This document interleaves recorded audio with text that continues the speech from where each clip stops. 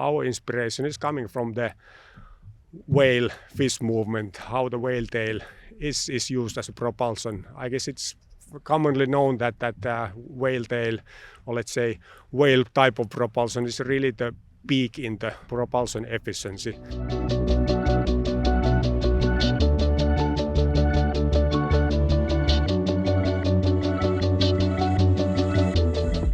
My name is Janne Pohjalainen and I'm working as the global product line manager for the ABB Dynafin propulsion systems.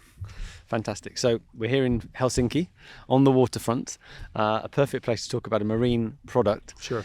Could you explain to us in broad terms what Dynafin is and perhaps why it's such a revolutionary product idea? Sure. So ABB Dynafin, it is a propulsion system meant to move ships, boats in the water. But in contrast to traditional propulsion systems, which dominantly are using screw propellers, I guess you well know that the typical screw propeller is a propeller rotating under the ship, kind of in a horizontal position, and then moving water and moving the boat. But in this case, it's quite different what we are talking about with ABB Dynafin. So in ABB Dynafin, we have this big disc, big wheel, which is aligned with the ship's bottom, and then we have a number of vertical blades coming out of this wheel, and then we are rotating the big disc, and then these individual blades are controlled by control system and motors, and they are creating the thrust which is then moving the ship. And the radical part of the stuff here is that by doing it in this different manner, we are creating totally another level of propulsion efficiency. So it's about radical efficiency gains, reducing emissions, but also providing really accurate control of the ship. So the maneuvering agility and accuracy is great with this solution. And as a bonus feature, we are also able to provide good comfort levels to the ship operators, but also aiming to have really low underwater noise levels.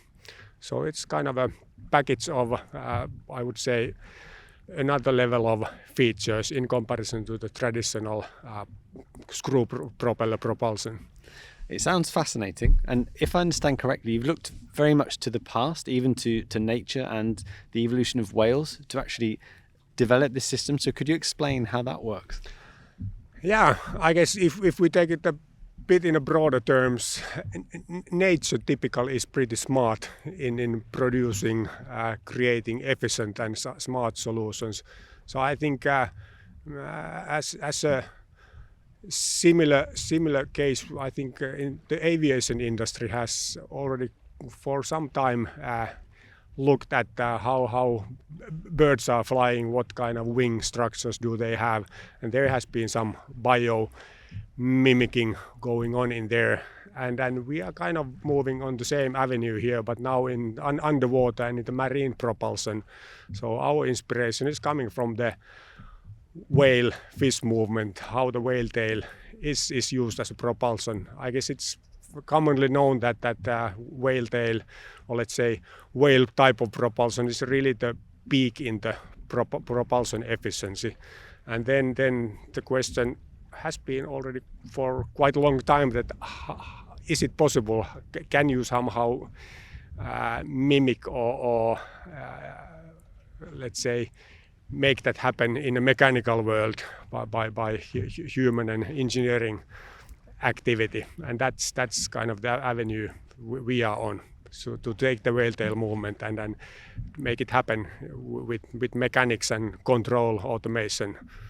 And how is it that ABB has been able to move early in this sector and with this idea? That's a good question, because people in the industry quite well know that it's not kind of a brand new idea as such. I mean, the idea of this kind of whale tail, fish tail movement has been around for actually tens of years. There's a lot of theory about the type of propulsion. But the tricky part here is that it's not that simple to make it happen in real life.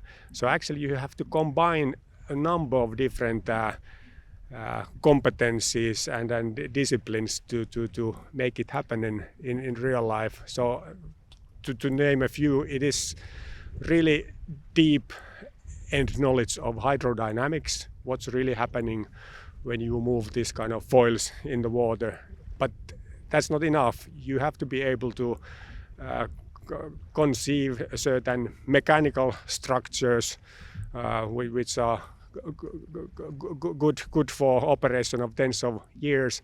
But then I think the most interesting part here is really the automation and control side. So how to really control this kind of complex bio-mimicking trajectories. And to your original question, ABB is kind of a unique company in a way, and especially ABB Marine and Ports. We are actually working on all these disciplines already with our existing products. So we have really hardcore hydrodynamics specialists in our team.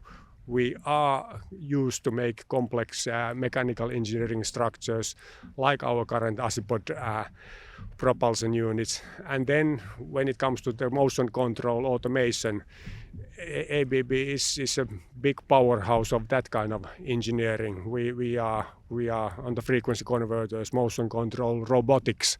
That is actually our heritage, which we are bringing in also into this product. So if you consider the industry, it's not such a common place that you have all these technologies and competencies within one house. And you mentioned Azipod, which is already, as we know, a very well-established ABB marine propulsion system. But where is Dynafin in terms of its product evolution? How far are we away from seeing it being tested in the field?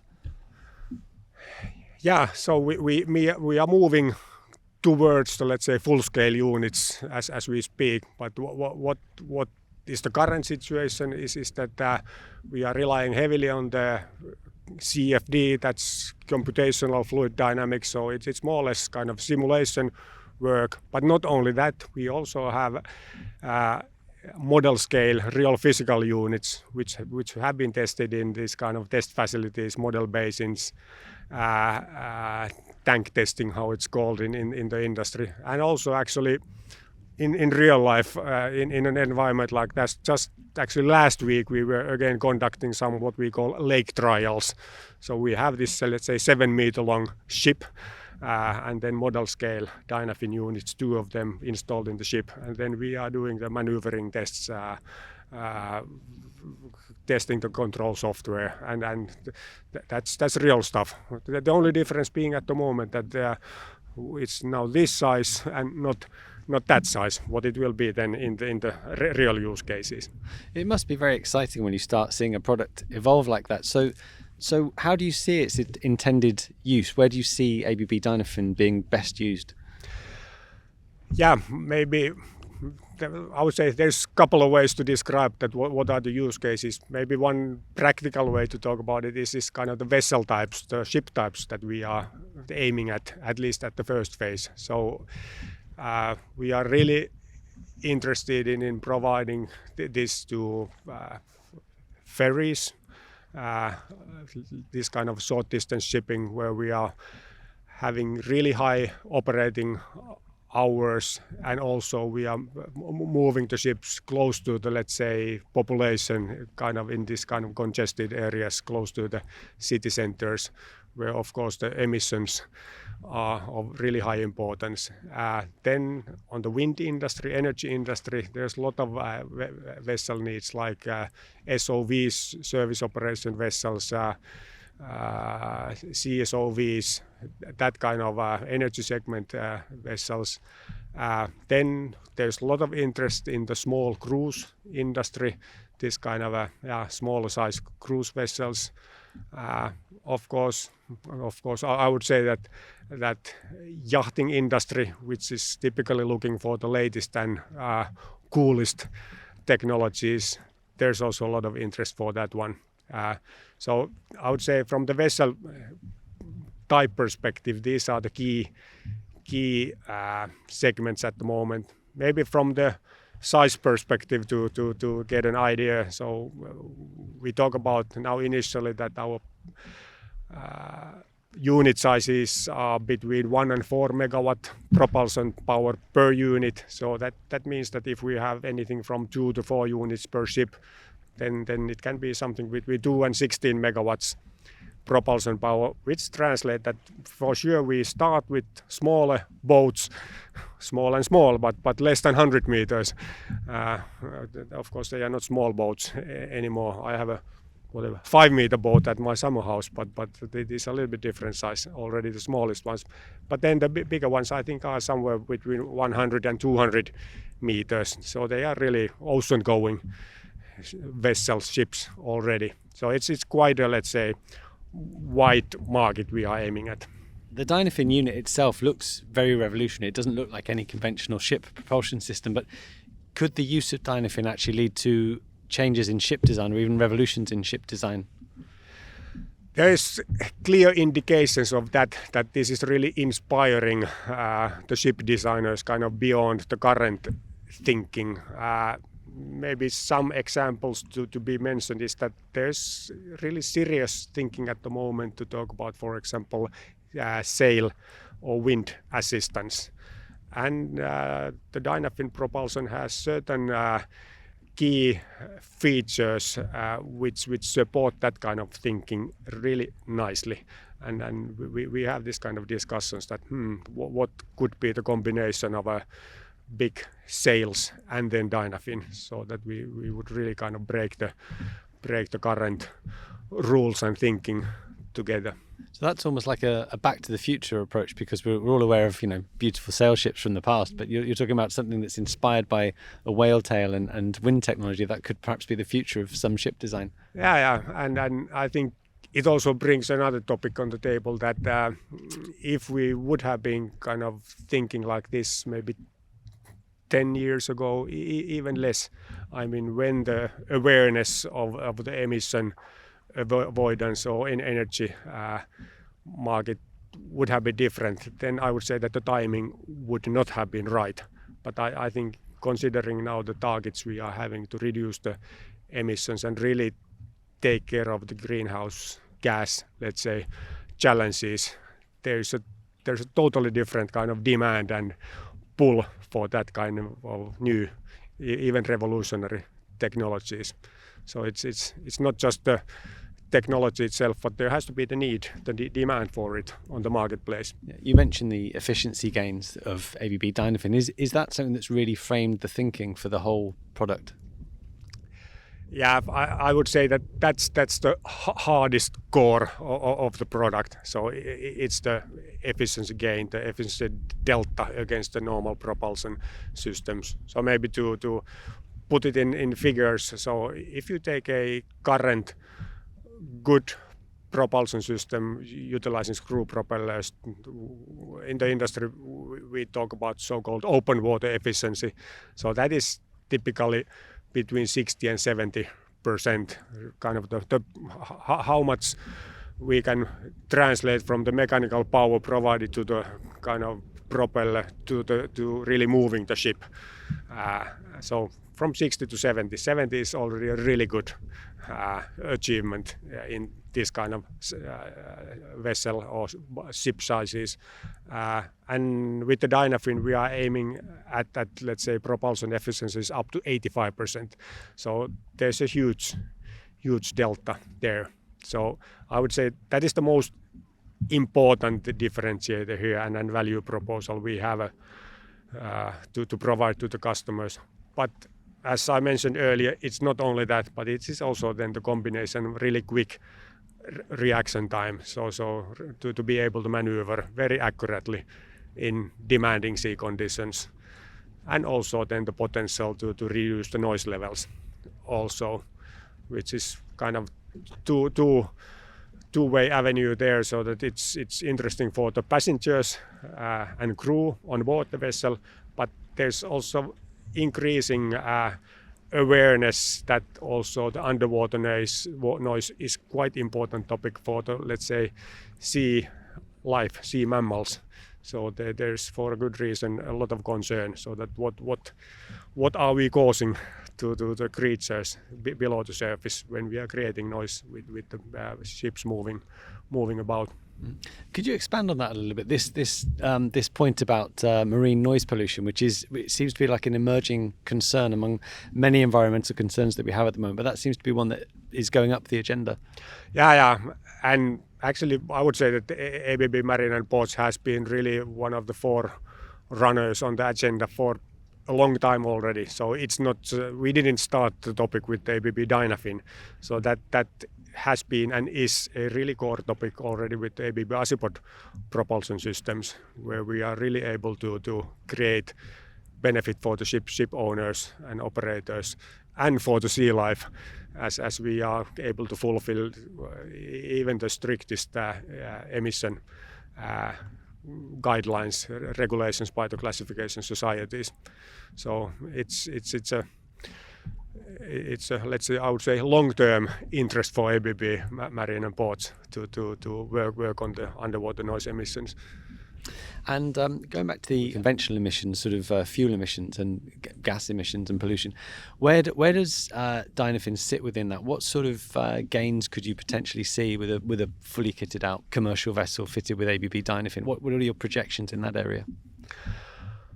Well, simply put, if we kind of make the comparison between 60 to 70% propulsion efficiency versus up to 85, so then we easily talk about 20% reduction in used energy. And of course, the energy you never used is the best way to also avoid emissions. So there's kind of a really direct link to avoiding emissions with this kind of technology.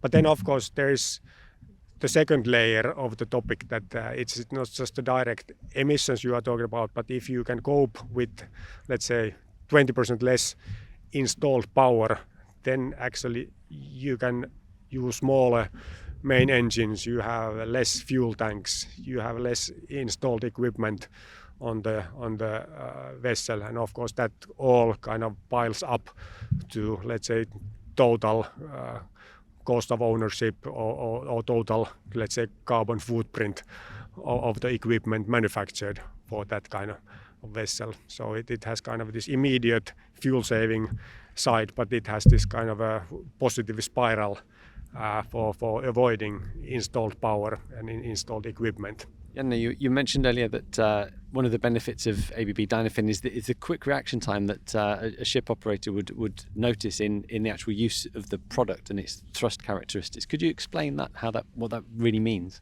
Yeah.